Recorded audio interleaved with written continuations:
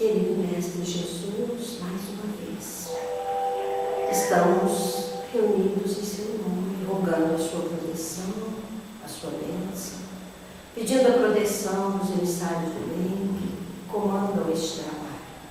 Hoje, reunião de estudos sobre o livro dos médiuns.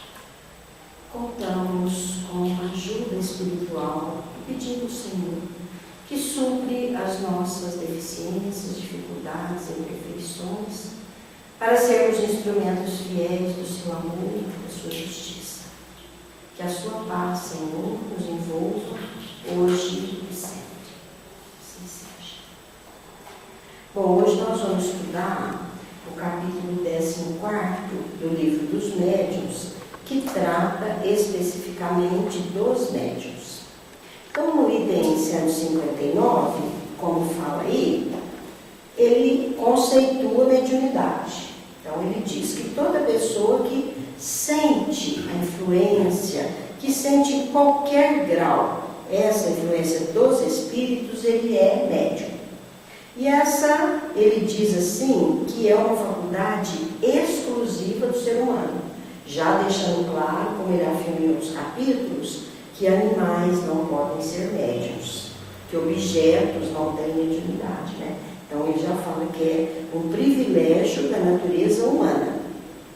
E ele fala ainda que muitas pessoas têm essa faculdade muito rudimentar.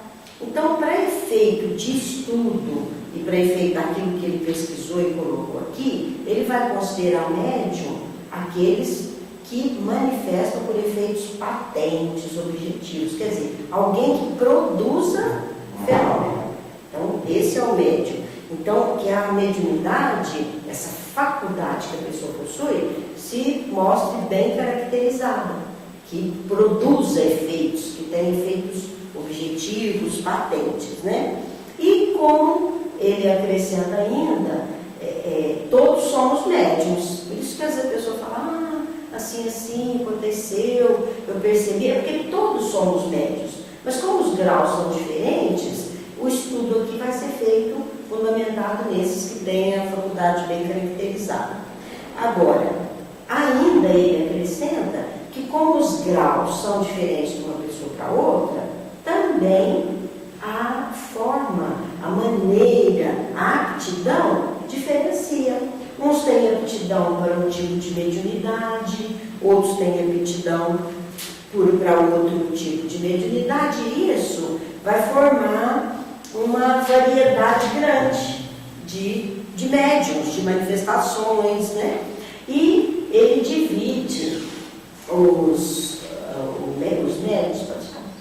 E ele divide os médiuns, então, devido a essas diferenças, a variedade que as pessoas possuem, ele divide em médiuns de efeitos físicos, médiuns sensitivos, audientes, videntes, sonambúlicos, curadores, pneumatógrafos, escreventes e psicógrafos. É lógico. Oi? O Kardec faz várias classificações de médium, né? Nessa daí, ele classificou segundo qual critério? Então, ele pegou os mais comuns aqui. Em outro capítulo, ele aborda outros tipos de mediunidade. Mas também, o que ele coloca? O de efeitos físicos e de efeitos inteligentes. Ele coloca nesse. Mas ele depois vai fazer outras colocações no capítulo das manifestações visuais, das mediunidades especificamente mais raras, porque ele faz assim, quando ele fala o médium intuitivo, por exemplo, né? Aí ele vai classificar em outro capítulo, assim, esse intuitivo ele pode produzir fenômenos tem capacidade para produzir fenômenos de relatos históricos, outros de fatos relacionados à música, à arte. Aí ele vai fazer uma gama de diferenciação de dados que às vezes engloba num tipo. Então ele fala que nesse capítulo os tipos mais comuns. E aí ele começa falando, você percebeu outra coisa? Não. O critério que ele usa, aqui ele põe os mais comuns nesse capítulo. Porque dentro, por exemplo, dos falantes, vai ter aqueles que têm especificidade para assuntos de história, assuntos dentro da medicina, assuntos dentro da arte. Mais para frente ele faz uma classificação mais minuciosa. Isso, minuciosa. E às vezes é esse tipo de mediunidade. Ou um sensitivo intuitivo. Ele percebe, por exemplo, coisas de música, ele percebe descobertas para a ciência. Então ele vai mostrar que as próprias pessoas, eu acho que entendo que tem a ver também com as aptidões do espírito, que seria o desenvolvimento moral, intelectual. Um espírito de um cientista, ele pode ser intuitivo, mas a sua capacidade, competência, talvez se ligue a comunicações na área da ciência, né? Por exemplo, da medicina, assim, mais da parte científica. E ele vai falar isso mais para frente, em outro capítulo, né? Então aqui ele separou em médiuns de efeitos físicos, é o primeiro que a gente vai falar. Então, os médiuns de efeitos físicos, como o próprio nome fala, a pessoa tem a capacidade, a faculdade para produzir fenômenos físicos, fenômenos materiais, né? E aí que são movimentos de corpos inertes, levitação de objetos, né? Ruídos, mais especificamente aí. E aí já ele divide em duas partes, que são os médiuns facultativos e os médiuns voluntários. Os facultativos, como o próprio nome fala, eles sabem que têm poder e eles movimentam a sua vontade para produzir o fenômeno. Então, naquele momento, a gente acredita que ele tem um desejo, ele entra num processo de concentração e produz o fenômeno. Então, ele sabe, né, que é capaz e manipula a sua vontade para produzir o fenômeno. E aí ele vai falando que essa faculdade também ela tem vários graus. Ela tem vários graus. Uns conseguem só ruído, outros conseguem até levantar objetos pesados. E Kardec pesquisou isso porque na época surgiram inúmeros médiuns que tinham essa capacidade. Um que a gente cita muito, ele tinha capacidade até assim, pessoal, né? Que era o Daniel Douglas Home. Ele era da Inglaterra, ele levitava, era um fenômeno físico. E para provar, ele escrevia no teto pela sua vontade. Depois ele descia, ele atravessava as janelas, os prédios, aquelas janelas eram altas e longas, ele ia de um prédio para o outro, atravessava e voltava. Ele era um médium assim foi muito estudado. Com carteira e tudo. Ele foi muito estudado, foi muito pesquisado e ele era assim, ele manifestava quando ele queria, né? Era um médium de levitação, aí eles falam translação aérea, tem até de aparições de objetos, né? Que é nesse tipo de faculdade, de mediúnica. E aí ele fala assim, ó, que eles recomendam, ele recomenda, e fala, recomendamos que a gente não dê tanta importância a esse tipo de fenômeno, porque ele é muito bom para provar a interferência dos espíritos, essas capacidades do perispírito e as possibilidades dessa intervenção do espírito na matéria. Porque eu falo assim, que a grande força da verdade do Kardec é essa.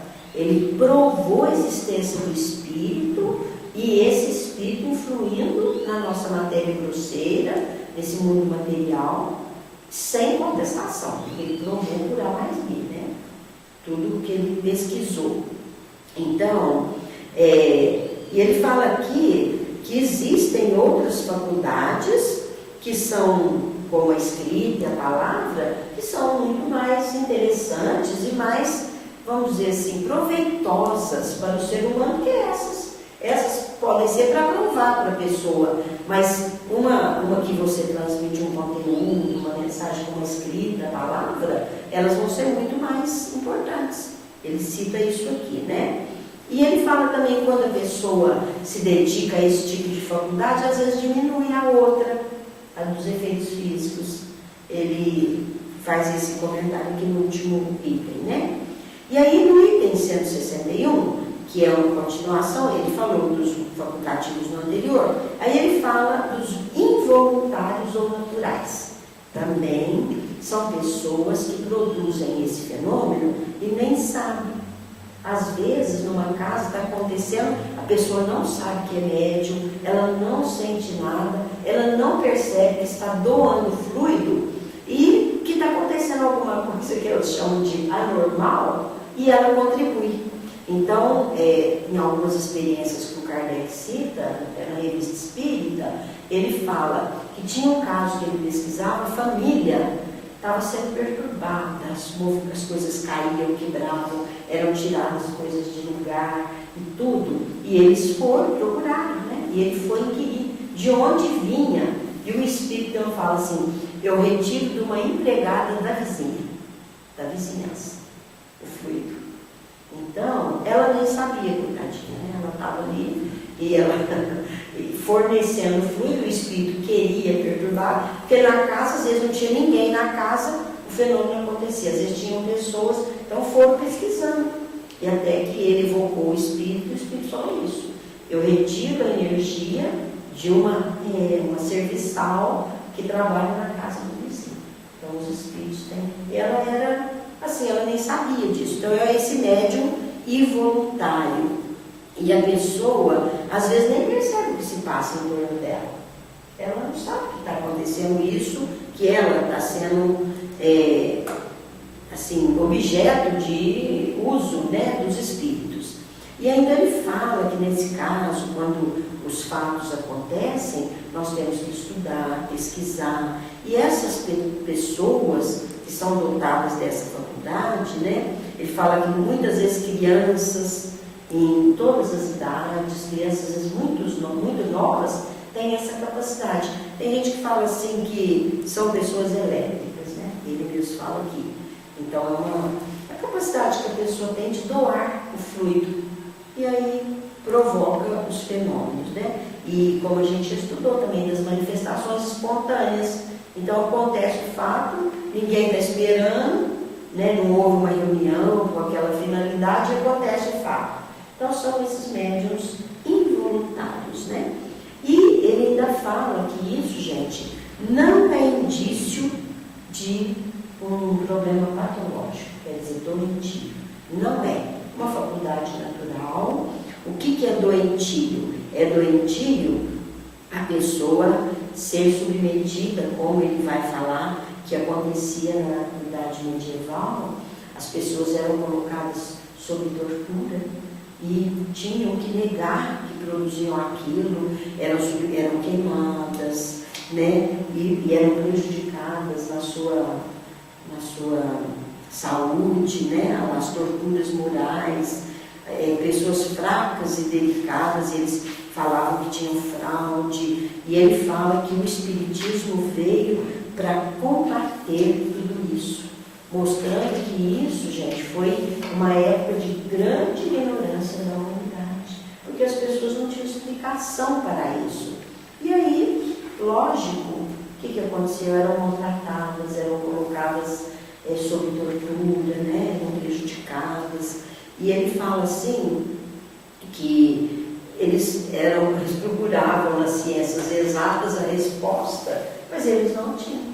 Porque realmente isso foi explicado, como ele fala aqui, ó, a doutrina espírita dá um golpe de misericórdia a essas situações. Longe de concorrer para que tal ideia se forme, todos devem, e este é um dever de moralidade, de humanidade, combatê-la onde existe. Quer dizer, torturas para a pessoa parar de produzir isso, e os grandes processos de condenação e tudo, né? Foi uma coisa muito ruim para a humanidade, mas justamente pela ignorância, né?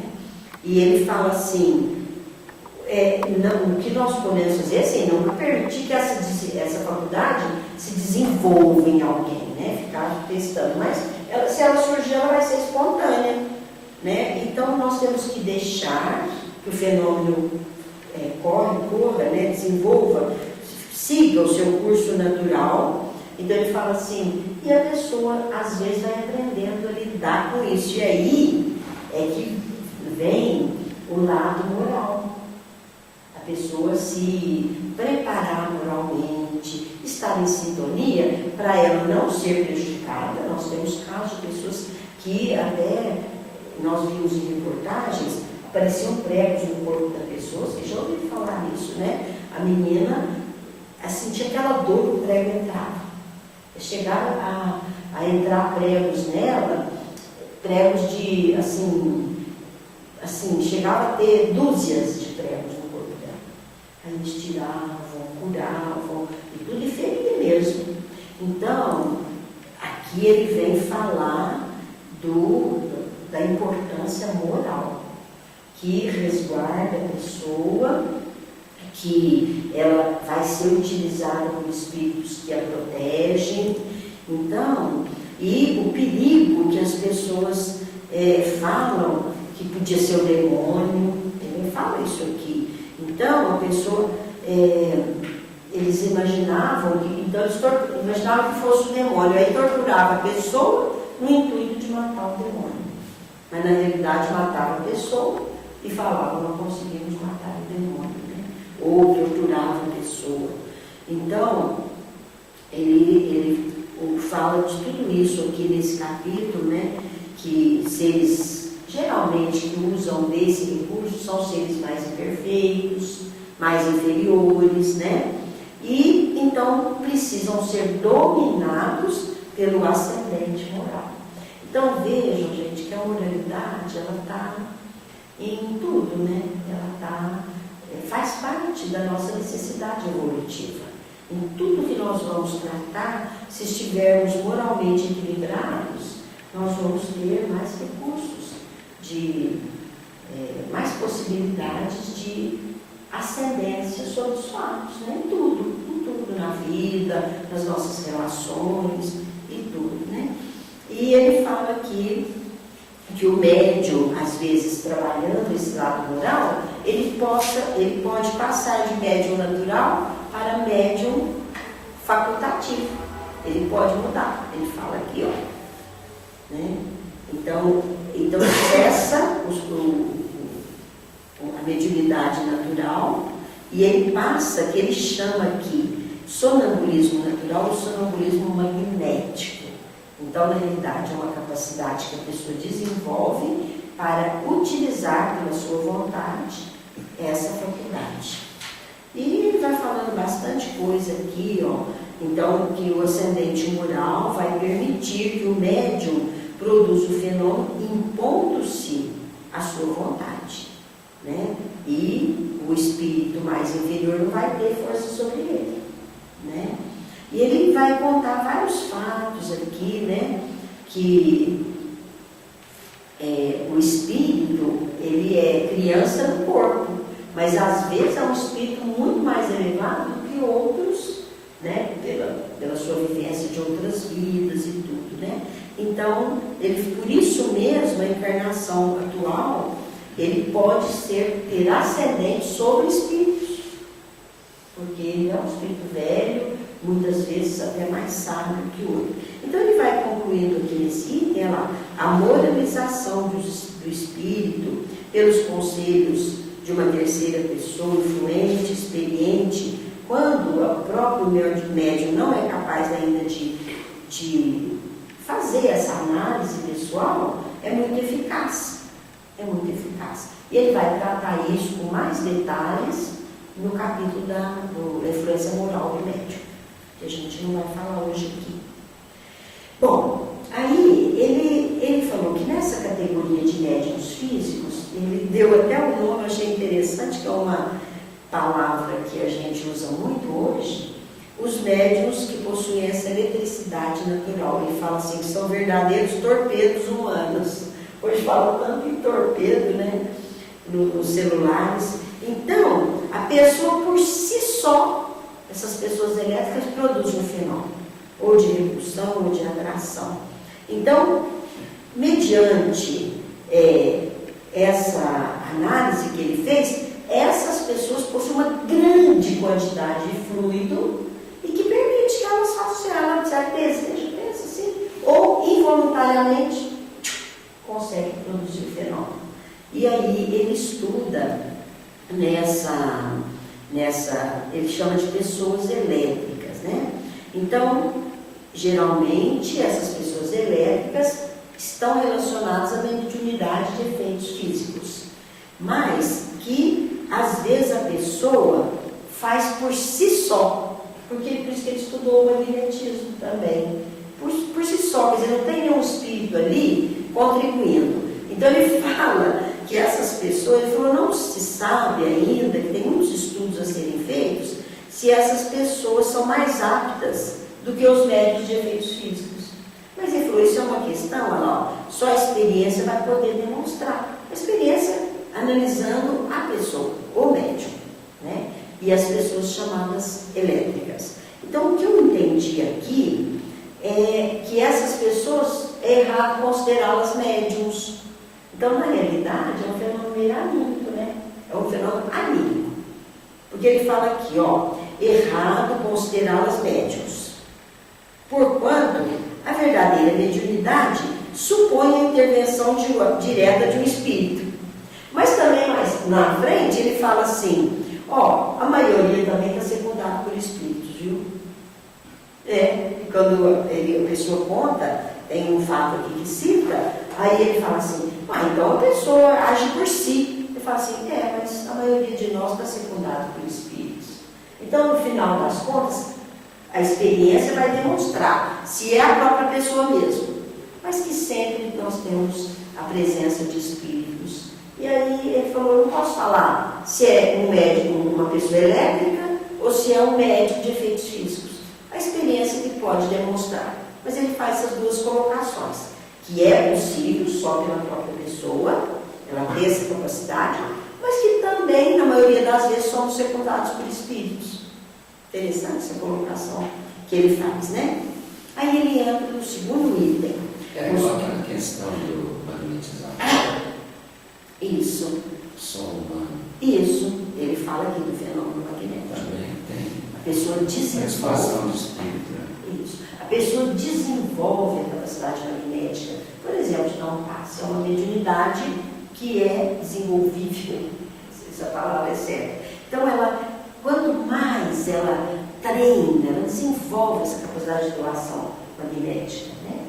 Os passistas aí, que trabalham muito tempo, no fim eles sentem as mãos, né? Com o tempo eles percebem que a pessoa está, assim, a sintonia que a pessoa está estabelecendo, porque desenvolve. Então, é uma capacidade, mas ele fala que na maioria das vezes estamos secundados por espíritos. Então, aquele fenômeno também de passe está sendo ajudado pela espiritualidade. E a gente até quer, né?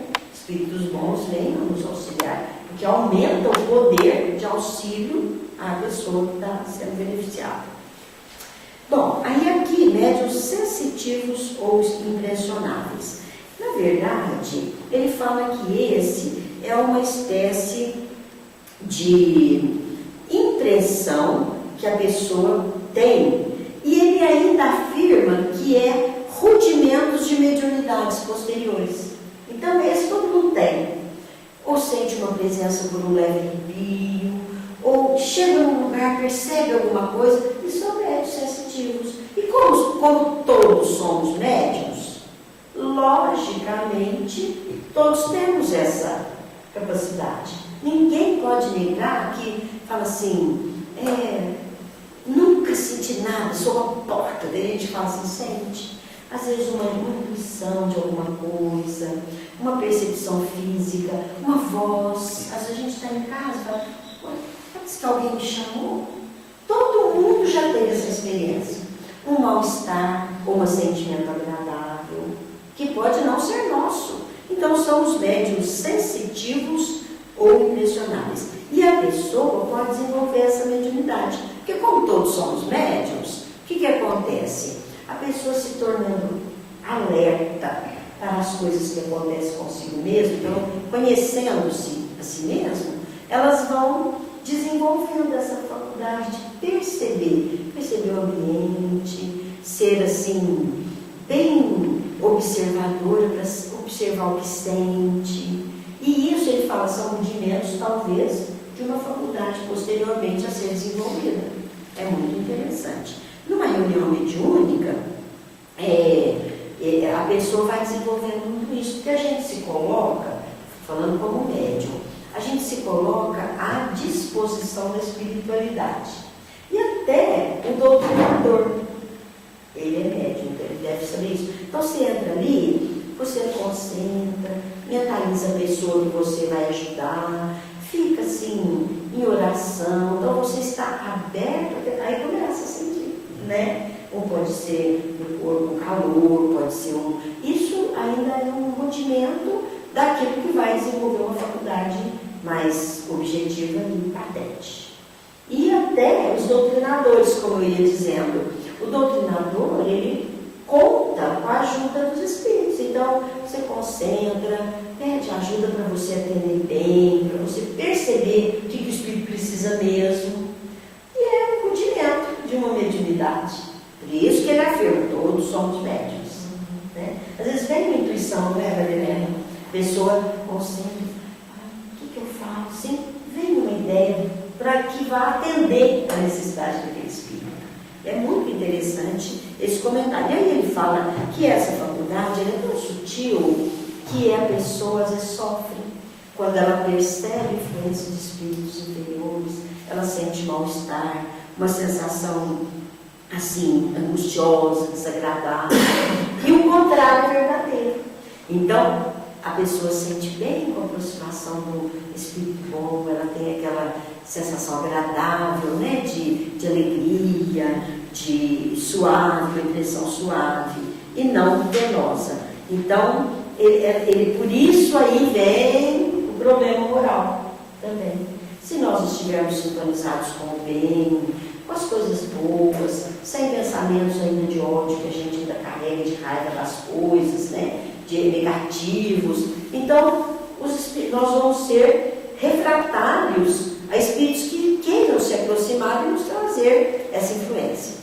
No caso da reunião mediúnica, é importante citar isso. Eu falo, mas se a pessoa está sintonizada, preparou para a reunião, como que vem aquele espírito? Ela sintonizou com o espírito inferior. Não, aí é um caso de ajuda. E ali, esse momento estará resguardado pelos espíritos encarregados da reunião. E mais, você está fazendo bem também, porque ele está auxiliando. Então eles falam assim, como que o Chico, um espírito elevado, ele recebia espírito ruim, um espírito inferior em reuniões de desobsessão? Ele estava amparado pela espiritualidade e ainda oferecendo o melhor de si naquela situação. No livro dos Domínios da Mediunidade cita um caso de um espírito muito rebelde e eles escolheram a melhor médium do grupo, né? Celina, mas pode chamar. Então, chama mediunidade sonambúlica, o capítulo dos Domínios da Mediunidade. Eles escolheram a médium mais preparada. Aí fala assim, mas como? O pior espírito que tinha que comunicar foi porque ela está oralmente mais preparada. Então, tudo isso é importante. Agora, o terceiro item, os médiuns audientes. Como o próprio nome diz, só eu falo.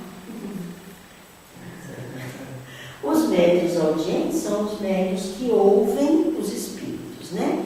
E também, ele dá o nome de pneumatofonia, porque às vezes essa voz é exterior. Agora, o fenômeno da pneumatofonia é classificado assim, quando forma-se uma voz, às vezes as pessoas percebem até a boca, né, formada lá, que é a voz direta. Mas o médium audiente, ele tem essa capacidade. Às vezes ele ouve dentro da cabeça, como se fosse uma voz interior, e às vezes ele ouve como se fosse de fora. Por isso que ele usa esse termo aqui, né? E eles falam que o médium pode até travar a conversação com o espírito. Ele fala pergunta, o espírito responde dentro da cabeça dele, ele ouve. Então, ele vem as suas respostas. E ele fala que essa faculdade pode ser usada até com uma outra pessoa. Por exemplo, eu sou audiente e você quer pesquisar algum assunto. Você faz as perguntas, eu ouço o que o espírito diz e te fala. Ela é muito útil, essa faculdade. Ouve e exterioriza para o outro o que ele quer saber. E ele fala, é muito agradável se a gente ouve coisas boas e coisas interessantes, mas ela pode ser desagradável quando for provocada com um mundo de inconveniente, né? Espíritos que vêm perturbar, falar coisas ruins, coisas desagradáveis, né? E aí, nesse caso, ele falou, vamos depois estudar sobre a obsessão. Que aí vem, gente, o preparo moral e tudo, né?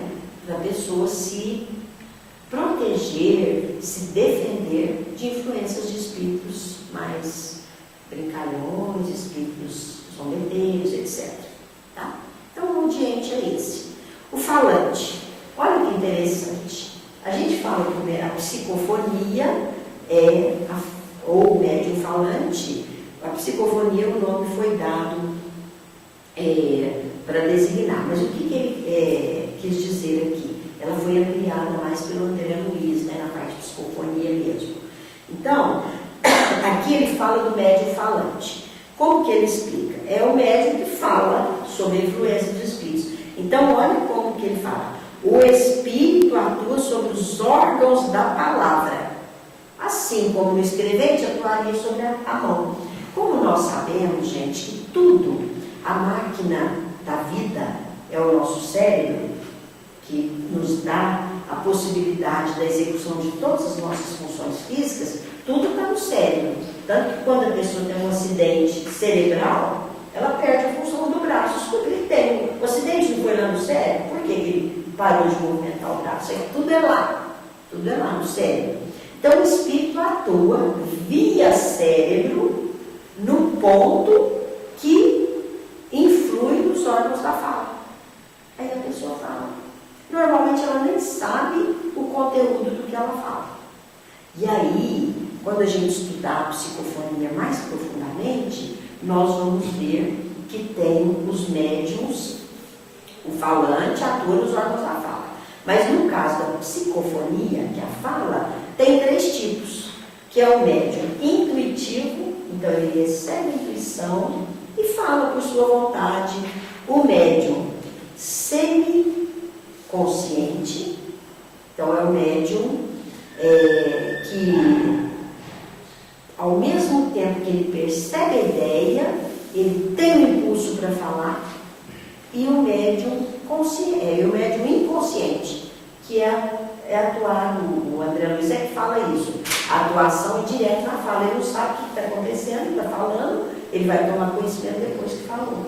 Então a atuação do espírito é diretamente nos órgãos da fala. E aí forma esses 3 tipos dentro da psicofonia. O intuitivo, quer dizer, ele percebe e ele fala por sua vontade, é um médium consciente. O ser inconsciente ao mesmo tempo, e o inconsciente, ele fala e não sabe o que falou. Né? Então são graus. Aqui ele não fala isso, mas ele cita o médium intuitivo. Ele fala assim, ó, às vezes, num caso, ele raramente guarda lembrança do que falou. Ele falou, quando ele volta ao estado natural, ele não lembra, é inconsciente. E ele fala aqui, ó, eu vou aqui fazer uma colocação como médium audiente. E ele cita também com os médiuns intuitivos, que ele fala aqui, ó, nem sempre é tão completa a passividade do médium falante. Alguns há que têm intuição do que dizem. Se ele tem intuição, ele é um médium consciente. Então ele percebeu e ele fala porque ele quer. Ele poderia não falar, poderia até escrever. Aí ele fala, eu vou tratar desse espécie de médium quando falarmos dos médiuns intuitivos. Então Kardec, ele organizou muito bem todo esse livro e cada coisa ele colocou no seu lugar para a gente entender aos poucos. Olha como ele foi criterioso, didático, né? Para a gente não se perder nas observações, no entendimento das colocações, no caso aqui, desse médium. Então vamos rapidinho, senão não dá tempo, né? Os médiuns videntes. Nós queríamos dividir o capítulo, mas foi pedido para não dividir, vamos ir onde der. Médiuns videntes, né? Capacidade de ver os espíritos. Olha só, gente, o espírito se mostra, então há uma interação entre espírito e médium. É o médium que vê os espíritos. Às vezes ele vê de uma forma vaporosa, às vezes ele vê nitidamente, às vezes essa faculdade tem a ver com a dupla vista. Então ele vai explicar no capítulo 6, ele explicou, né, das manifestações visuais, que na realidade é um fenômeno anímico, mas pode ser um fenômeno também espiritual, porque se o médium se mostra, há uma interação com as pessoas. Mas se a pessoa vê, e o espírito às vezes não queria ver, ela tem essa capacidade, é um fenômeno anímico, é interessante, né? Então, e mais, tem diversos graus, um vê de forma vaporosa, outro vê nitidamente, eu vejo uma coisa, o outro médium vê outra, porque vai do grau da capacidade de cada médium. E ele fala que, aí ó, eles também são dotados de dupla vista, que é o que eu falei, acaba sendo um fenômeno anímico. Eu percebo na dupla vista assim, ó, a Marleninha vai chegar aí. Porque eu já vi num desprendimento espiritual, talvez espiritual, que ela abriu a porta e vai entrar. Ela chama dupla vista. Né? Então, por isso que ele fez esse capítulo das manifestações visuais? Porque tem coisa que o espírito não está. Quando eu vi a Marleninha, não tem nenhum espírito fazendo uma ligação magnética de fluídica comigo para eu ver isso. Eu fui lá. O seu Eurípides tinha muito isso. Ele ia, né, e tinha essa capacidade de desdobramento, via e trazia a notícia. Então, gente, o que eu, assim, deparo com tudo isso aqui é que nós sabemos muito pouco. Se a gente for questionando os diversos fenômenos e tudo, a gente sabe muito pouco. Até da evidência desses fenômenos, porque cada um tem uma característica particular. Aí fala, isso é mediunidade? Isso é uma capacidade de dupla vista? Tem que analisar cada caso e ir no que Kardec deixou para a gente entender melhor. Outro ponto interessante. Os videntes, a pessoa, essa faculdade não deve ser desenvolvida, porque pode superexcitar a imaginação. Então a gente tem que deixar natural. Isso é uma faculdade que não é bom a gente querer ver, desenvolver, não, deixar natural. E ele ainda fala que a pessoa não vê com os olhos, vê com o perispírito. Como na realidade é a alma que vê, porque essa pessoa vê com olhos fechados. Ele é tão pesquisador, gente, que ele fez experiência até com cegos, e os cegos relatavam fatos que eram comprovados. E ele fala, quando formos analisar um médium de evidência, nós temos que ter bastante critério. Então ele fala assim, a pessoa falar, quando ela fala que viu, ela dá provas de identificação daquilo. Então quando eu falo assim, Maria Helena, eu estou vendo um espírito ao seu lado, que dê características. Aí eu falo assim, olha, é o espírito de uma senhora que tem tal arroba de florzinhos. Isso para você é uma prova. Aí ele dá um exemplo aqui, muito interessante. Ele conta até um caso, que eu não vou citar aqui, né? Que a mulher chegou, a mulher recebia muita comunicação com a senhorinha do marido. Ela recebia. Aí o médium que chegou perto dele, um médium vidente, chegou perto dele e falou assim, ela falou, eu queria conhecer as senhoras, né? Eles fazem pesquisas tudo na época. Aí ele fala assim, eu estou vendo um espírito ao seu lado. Aí ela falou assim, é meu marido, ele comunica muito comigo. Ele falou assim, não, eu estou vendo uma senhora com cabelo amarrado para trás, com um turbante branco assim, e que tem uma blusa com não sei o que, ela daqui os gestos, né? Ele falou assim, é a minha sogra, minha tia, não sei o que fala, eu já esqueci. Aí, o que acontece? Foi uma prova, porque ele podia ter sido induzido, se ele tivesse mentido, eu vejo um homem e tal, mas ele era tão real a visão que ele teve, que ele deu provas de identidade. Aí ele cita aqui, que a gente não precisa falar, quem quiser pode ler, é que ele foi numa ópera, foi feita uma experiência com o médium, ele via os espíritos, eles foram assistir uma peça a ópera, o Operon, né, do Wagner, do Wagner. Então, ele fala, depois ele evoca o espírito que era o compositor da peça, e o médium via os espíritos fazendo jogo em torno dos artistas, depois um acompanha no camarim, aí ele fala assim, puxa, mas ele só brinca? Ele falou, não, tem espíritos também protegendo os artistas, né, na ópera. Aí ele fala, e nós temos tanta influência que nós conseguimos até influenciar. Quer ver? Eu vou mandar aquelas duas pessoas embora. Aí ele entra no camarote, o médium vê, ele fica falando no ouvido das duas pessoas, daí um pouco as duas levantam e vão embora da ópera. Então, ele mostra, assim, por fatos, assim, comprovados, as análises que ele fez de todas essas pesquisas no caso de médiuns videntes. Então, e as influências, do espírito Weber, autor da ópera. Aí ele evoca, ele fala aqui, não há de todo mal, você gostou da execução da sua obra? Ele falou, não há de todo mal, mas às vezes precisamos ajudá-los para que eles tenham mais, assim, energia na hora de representar aquilo que ele queria que fosse representado. Então, isso aqui são, assim, experiências que ele cita, que devido à hora nós não precisamos falar. Agora, um fato que precisa ser observado: as aparições, as vidências esporádicas não constituem mediunidade de evidência.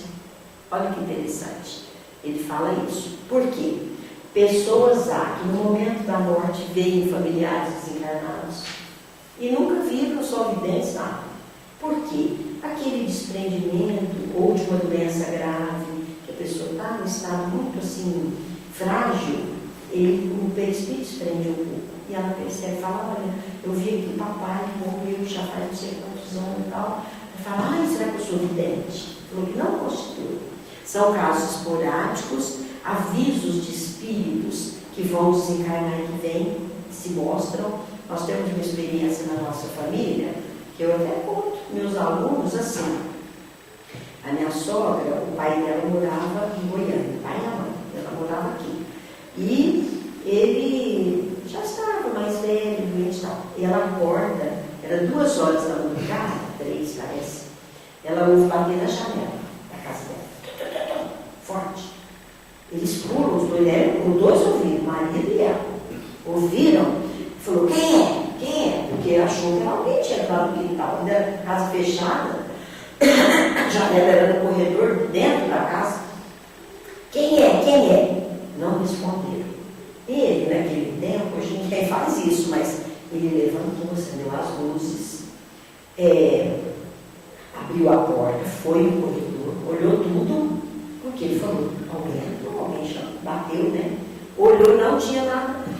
Foram dormir, sabe que a gente sonhou, os dois sonharam, foram deitar. Aí, ela disse que não tinha dormido ainda, quando ela viu abrir a porta do quarto dela. E o pai, ela viu o pai, ela falou, não estava dormindo. O marido já tinha dormido. Porque ela ficou impressionada, ela custou dormir. Ela viu o pai sorriu para ela, fechou a porta, saiu e fechou a porta. Ela disse que ficou.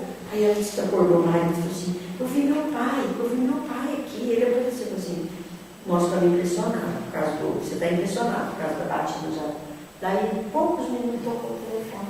Ele tinha acabado de desencarnar. Então, ele veio avisar mesmo. Tinha muita afinidade com a filha. Então, ele fala que esses fatos esporádicos não constituem mediunidade de evidência. Pode acontecer por vontade dos espíritos ou até uma vontade nossa diante de uma situação. E pode acontecer então. Gente, médiuns sonambúlicos. é o outro item. Ele fala que o sonambulismo é uma variedade da faculdade mediúnica. Quer dizer, quando o próprio espírito é capaz de ver, num momento de inconsciência, o que acontece lá no mundo espiritual. E ele dá exemplo aqui de um médium sonâmbulo, que eu acho que o André Luiz fala nesse do médium inconsciente, que é a psicofonia sonambúlica ou a mediunidade sonambúlica. Mas aqui ele fala, ele dá um exemplo, que o sonâmbulo, ele não sabe onde ele vai buscar a informação. Então ele dá um exemplo aqui de um médium que ele via os remédios, ele buscava os remédios, aqui é um jovem, de um rapaz de 14, 15 anos, tinha uma inteligência vulgar, não tinha estudo, não tinha instrução, e ele era bom para dar diagnóstico de enfermidade. As pessoas chegavam, perguntavam, ele ia, concentrava e falava, você está com tal. Aí ele fala assim, e qual remédio eu tenho que tomar? Não, o doutor dos remédios não está aqui. Então, ele captava com o espírito uma informação e trazia. Ele chama de médium sonambúlico porque naquele momento ele ficava inconsciente e captava e trazia a resposta. Ele chama de sonambúlico. E até ele fala aqui, ó, eu não sei se eu digo sonâmbulo médium ou médium sonâmbulo, fala tudo foram estudos que foram feitos e pesquisados para a gente entender. Aí ele fala aqui, ó, a lucidez sonambúlica é uma faculdade que se radica no organismo. Então, a pessoa ter essa faculdade não depende de moralidade, de inteligência, de nada. É um estado natural do indivíduo. Olha lá, ó. Não tem, ela em absoluto independe da elevação, do adiantamento do estado moral do indivíduo, na última fala aqui, né? Então ele fala aqui, ó, ele pode ser muito lúcido, ele pode ser espírito inferior. Então o que ele quer dizer assim? Que um sonâmbulo, ele parece que age por si só.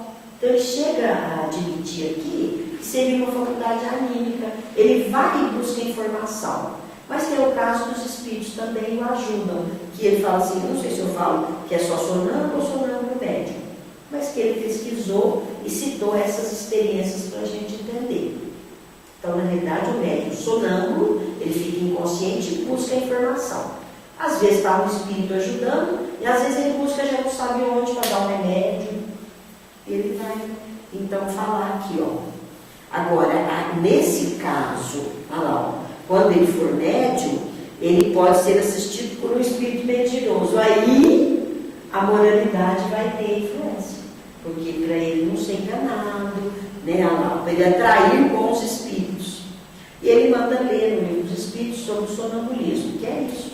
A pessoa fica no estado inconsciente e faz, vê coisas e busca coisas que no momento ela não sabe, não conhece. São tantos itens, né? É muito, assim, muito rico de informação, né? E os médiuns, agora, os 7, que na realidade são os médiuns curadores. Aí, o médium de cura, gente, ele fala que tem muito a ver com o magnetismo, que a pessoa é capaz de desenvolver. Por quê? Mesmo com o ascendente do espírito, que vai ajudar a curar, que vai manipular o fluido adequado para a cura, que é o que Jesus fazia, né? Jesus fazia por si só. E quem queria ajudar Jesus? Ele manipulava por si, já era um espírito puro. O médium, no caso, ele fornecendo o fluido, ele está ajudando muito. Então ele fala que esse médium de cura, ele fala assim, tem um grande valor.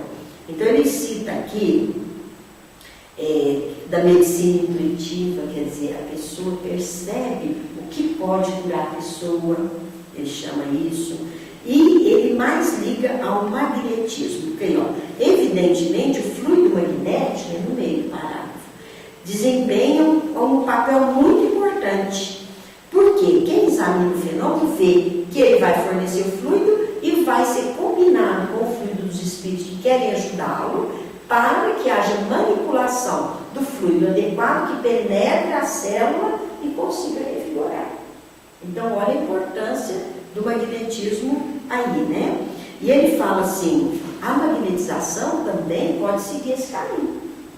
Então, é onde ele fala que o magnetizador ele pode desenvolver essa capacidade de cura, mas ele tem que desenvolver uma grande dose de amor, de moralidade, de compaixão, para ele conseguir essa capacidade. Olha que interessante, né? Então ele fala, todos os magnetizadores são mais ou menos aptos a curar, mas desde que saibam conduzir-se convenientemente. Agora, existem médios curadores cuja faculdade é espontânea. A pessoa, a gente conhece aquelas benzeleiras antigas, aquelas senhoras. Gente, a pessoa não era nem alfabetizada. E todo mundo levava para benzer, porque a pessoa tinha o dom. Eu vi uma senhora, que era minha vizinha, por isso eu vi, ela fazia assim. O povo ia lá benzer. Aí ela falava assim, ela era de efeitos físicos também, e ela era de cura. Ela pegava uma latinha de óleo e enchia de água. Aquelas latinhas de óleo antigas, assim, redondinha, né? E enchia de água e punha numa bacia, despejava a água na bacia e falava, deseja-me também, viu bem, eu vou te benzer. Aí ela punha o litro ficava água no fundo da bacia, um litro. Ela punha o litro de boca para baixo dentro da bacia. Estou falando que eu vi isso. E ela começava a orar. E a água subia tudo para dentro da lata. Subia, só de fazer. Você escutava. Desaparecia da bacia, ficava dentro da lata. Quer dizer, um fenômeno contra a lei de gravidade. Eu tentei fazer, já não consegui, não. Enquanto ela orava, e ela falava assim, você tem que vir mais vezes, porque você viu como a água subiu rápido? Era o mecanismo que ela usava para o tratamento, para provar, os espíritos usavam, né? Para provar o tratamento que ela fazia. E nós temos pessoas, e as pessoas melhoravam mesmo, né? Das dores de coluna, dos tratamentos que faziam. Então, o que ele fala aqui, ó? Os magnetizadores são todos aptos a curar, mas tem que desenvolver e usar convenientemente. Mas, na maioria das vezes, nos médios, essa faculdade é espontânea. A pessoa tem, né? E a intervenção de uma potência oculta é que diferencia o magnetizador do médium curador. Porque aí vai ter o amparo, a ajuda, a influência do espírito, né? Aí ele fez algumas perguntas, se assim, sobre isso, assim, todas as pessoas que têm a faculdade, é uma variedade de médium, faculdade magnética, força magnética, ele falou, claro, isso não há de duvidar, porque ele tem uma quantidade de fluido que pode ser utilizado pelos espíritos. Aí ele pergunta ainda, né? Olha, o magnetizador, aurindo de si a força que utiliza, ele pode dispensar essa potência estranha. Ele pergunta, ele fala assim, é um erro, porque é a hora que ele fala, na maioria das vezes estamos influenciados por espíritos. E além disso, o espírito que interessa pelo doente, pelo magnetizador, ele aumenta a força dele e a vontade, e ainda dirige o fluido e lhe dá qualidades necessárias. Olha a importância do magnetizador ter a força e querer ser assistido e pedir assistência dos espíritos. Ele perguntou isso, né? Ele falou, mas há um magnetizador que não crê espírito. Não importa, nós estamos aí para ajudar. O bem deve ser feito independente do que crê ou não. Ele falou assim, você acha que... ele falou assim, será que aquele que tem a força, né? Ele agiria com maior eficácia se ele acreditasse nos espíritos? Ele fala, realizaria até milagres, como dizem. Ele vai falando, né? Ele fala assim, mas há pessoas que têm o dom de curar sem usar o passe magnético, ele toca a mão e já cura. Ele fala assim, nós temos muitos exemplos disso. A pessoa tem um dom, né? O dom que desenvolveu isso, né? E na ação magnética tem influência de espírito, é onde ele fala também. Tem, na maioria das vezes os espíritos estão ali junto. Ele pode agir sozinho, ela uma e outra coisa. E uns são verdadeiros médios e nem sabem. Ele fala assim, pode-se transmitir esse poder magnético? O poder não, mas o conhecimento, a capacidade de desenvolver, a pessoa pode desenvolver. Ela vai exercitar, né, a alma. E aí, ele acha que foi transmitido por alguém, mas não, se ele exercitou, se ele teve a sua vontade, né? Aí fala assim, podemos obter cura só pela prece? Aí ele fala sim, e desde que Deus o permita. E toda prece é sempre ouvida, aqui ele diz, né?